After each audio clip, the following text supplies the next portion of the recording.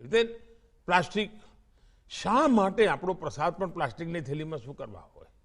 આપણા ઘરમાં પ્લાસ્ટિક હોય જ શું કરવા? સત્સંગી પરિવાર હોય તો પ્લાસ્ટિક ના જ હોય. હું માનું છું આપણે બહુ મોટી સેવા કરી શકીએ. એવી એક વાત, કારણ કે આપણે ત્યાં ગુરુકુળમાં લગભગ બધા બાળકો ખેડૂત પરિવારના બાળકો છે, ગામડાના બેકગ્રાઉન્ડના બાળકો છે. ચાહે માધવપ્રિયદાસજી જુઓ કે બાલસ્વામી જુઓ, બધાનું પરિવાર પૂર્વાશ્રમ એમનો ખેતી અથવા ખેડૂત સાથે જોડાયેલો છે.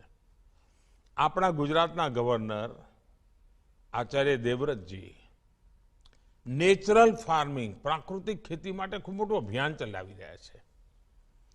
આ ધરતી આપણી માતા છે. આ માતાને બચાવવી, એ માતાની સેવા કરવી આપણી જવાબદારી ખરી કે નહીં? શાસ્ત્રીજી મહારાજે આપણને બધું કહેલું જ છે.